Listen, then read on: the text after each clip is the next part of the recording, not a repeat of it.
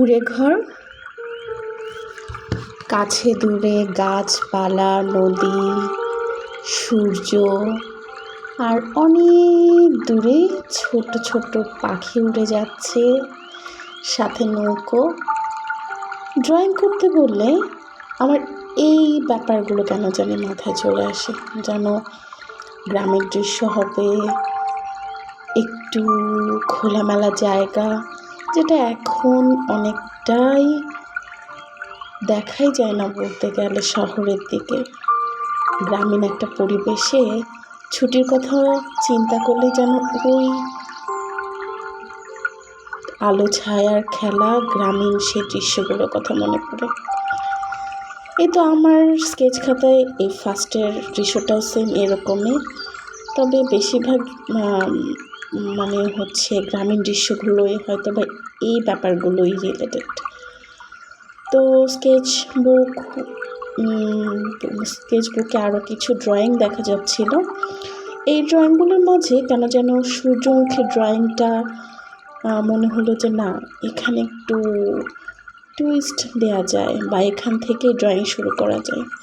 আর ড্রয়িংয়ের সূত্রপাত হয় এক বিন্দু থেকে শুরু হওয়া তার গতির যে সরলরেখা, বক্ররেখা,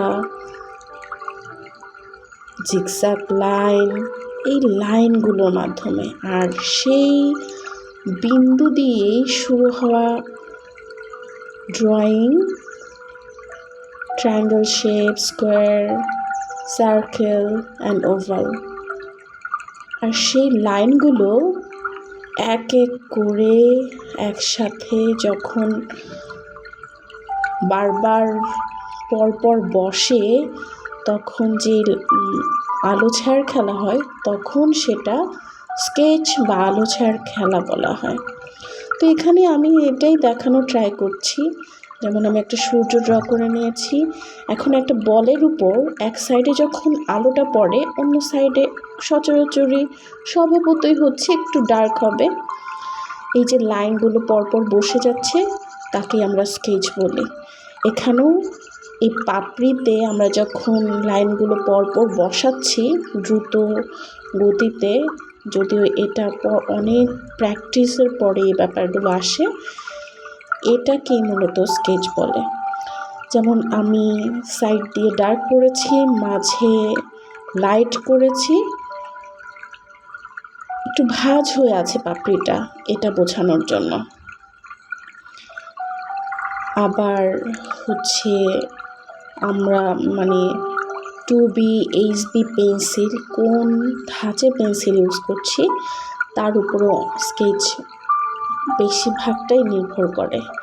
আর হাতের কাজ, মনের চিন্তা ভাবনা সব কিছু একাকার হয়ে একটা ড্রয়িং বা আলো ছায়ার খেলা দেখা যায়। যেমন এখানে নিচের যে অংশটা, ওখানে আমি ডার্ক করে দিচ্ছি, কারণ এটা নিচের যে পাপড়ির নিচের অংশটুকু, সেটাকে বোঝানো হয়েছে। তো এক এক করে আমি এই সূর্যমুখীর যে প্রত্যেকটা পাপড়ি, ওখানে আমি সিলভার টোন দিয়ে নিচ্ছি। সিলভার টোন বলে এই যে এভাবে একের পর এক লাইন দিয়ে যখন আমরা ড্রয়িং করি বা স্কেচ করি, তাকে আমরা সিলভার টোন বলি। আর পরবর্তীতে এই টোন নিয়ে হয়তো বা আমি আরেকটা ড্রয়িং বা আরেকটা ভিডিও শেয়ার করব। তো সেই সময় আমার সাথেই থাকবেন, সেই সময় পর্যন্ত। এই ড্রয়িং আমরা ক্যাটাগরি অনুযায়ী যে স্কেচ করব, আলো ছায়া খেলা, লাইনের মাঝে যেখানটায় ডার্ক হবে সেখানটায় ডার্ক করে দেয়া, আর যেখানে লাইট হবে একটু লাইট রেখে দেয়া। এটা পরপর লাইনগুলো যখন একসাথে বসে, তখন আমরা পার্ট বাই পার্ট, যখন ওটার উপরে আবার স্কেচ বসে, আমরা বুঝে বুঝে দেখে দেখে যখন আমরা ওটা করব, তখনই ওটা একটা পরিপূর্ণ স্কেচে পরিবর্তন হয়। এখানে আমি পেছনে যে পাতাটা আছে, সেই পাতাটার নিচের অংশটুকু আমি একটু ডার্ক করে দিচ্ছি, কারণ এটা পেছনে আছে তাই। তাই না? এভাবে আমরা আসলে একটা স্কেচ করে থাকি। যেমন এখন স্টিমটা করে নিচ্ছি, স্কেচ করে নিচ্ছি। এক সাইডে হচ্ছে লাইট, আরেক সাইডে ডার্ক। যেহেতু আমি বাম সাইডটা হচ্ছে ডার্ক দিচ্ছি, তার মানে ডান সাইডের অংশটুকু লাইট হবে, সূর্যের আলো পড়েছে তাই। এখন পাতার অংশটাও আমরা এভাবে সুন্দর করে স্কেচ করে নেব। আমি এখানে শুধু মানে যারা একদম নতুন শিখছে তাদের জন্যই এই ড্রয়িং এবং স্কেচটা সুন্দর করে দেখানো ট্রাই করছি। ড্রয়িংটা আগেই করে রেখেছি যেহেতু আমি স্কেচ করব তাই। এই একের পর এক লাইনগুলো যখন আমরা শেপস অনুযায়ী দিব তখনই হচ্ছে এই পূর্ণ একটা হচ্ছে স্কেচ যেটা সেটা বোঝানো যাবে। আলো ছায়ার যে খেলাটা এটাই হচ্ছে মেইন ব্যাপার। এই হচ্ছে পেছনের পাতাটুকু আমি একটু ডার্ক করে দিয়েছি। আমি কথা বলতে বলতে হয়তো এই লাইনটা চলে গিয়েছে, তবু আমি বলছি যে এখানে আমরা ওই যে পেছনের দুটা পাপড়ির মাঝে একটা পেছনের পাতাটা একটু দেখা যাচ্ছে, ওটা আমি একটু ডার্ক করে দিয়েছি যাতে সেটা পেছনে সেটা বোঝা যায়। এই হচ্ছে মোটামুটি একটা স্কেচ হলো। এখানে আমি বোঝাচ্ছি কিভাবে স্কেচ প্র্যাকটিস করতে হয়, তাই না? আমরা এই যে একের পর এক লাইন, এখানে যদি আমি সূক্ষ্মভাবে একটু দেখতে চাই দেখি তাহলে দেখা যাবে যে একদম একটা লাইনের উপর আরেকটা লাইন ক্রমাগত যখন আমরা অ্যাপ্লাই করছি তখনই একটা সুন্দর স্কেচে তৈরি হচ্ছে। এই ব্যাপারটা এখানে সুন্দর করে দেখানো হয়েছে। এখন এই যে ত্রিভুজ শেপস, ত্রিভুজ এবং স্কোয়ার,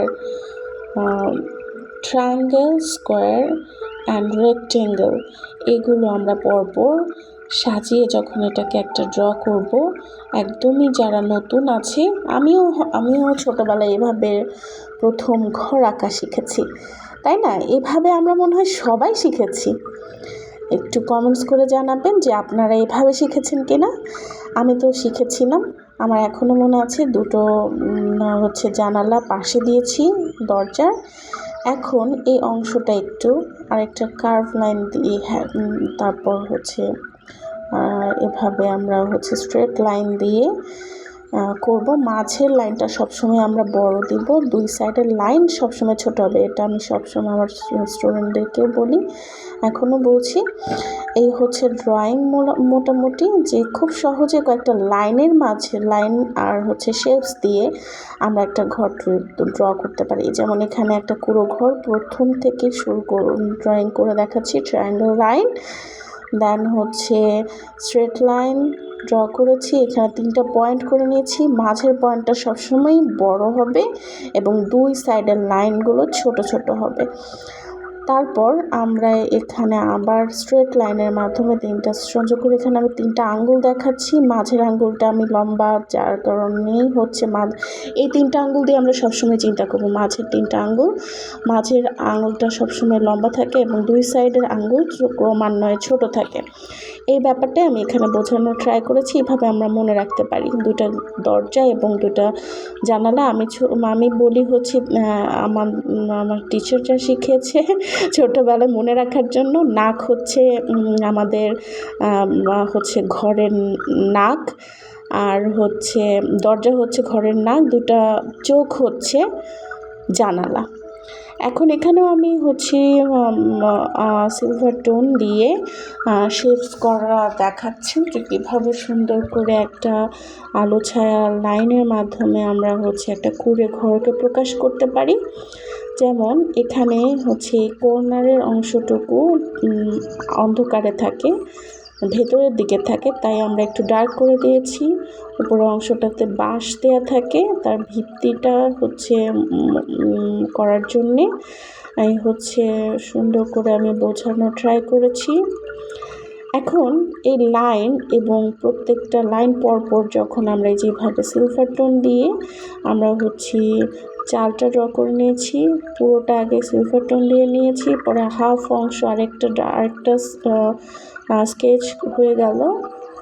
দেন নিচের হাফ অংশ থেকে আর আরও হাফ অংশ আমরা হচ্ছে আরেকটা সিলভার টোন দিয়ে নিলাম। এখানে ছোট ছোট করে আবার জিগজ্যাগ লাইন দিয়ে দিয়েছি, যেটা আমি আগে দেখিয়ে দিয়েছি উপরের অংশটুকুতে। এখন স্ট্রেট লাইন দিয়ে উপরের যে বাঁশ দিয়ে বাঁশের চাটাই মানে বাঁশের ফালি, চিকন করে বাঁশের ফালি দিয়ে এভাবে বেঁধে দেয় যাতে ছনগুলো উড়ে না যায়, এই ব্যাপারটা এখানে বোঝানোর ট্রাই করেছি। জানালা এবং দরজার শেড দিয়ে দিয়েছি। এখন লাইট শেডগুলো একদমই হালকা একটা সিলভার টোন দিয়ে নিচের ভিত্তিটাকে একটু ডার্ক অংশ করে দিচ্ছি। এই হচ্ছে মোটামুটি একটা ঘরের। আশা করি আপনাদের এই স্কেচ লাইন ড্রয়িংগুলো পছন্দ হয়েছে। সাথে থাকবেন, লাইক শেয়ার কমেন্টস করবেন অ্যান্ড সাবস্ক্রাইব মাই চ্যানেল।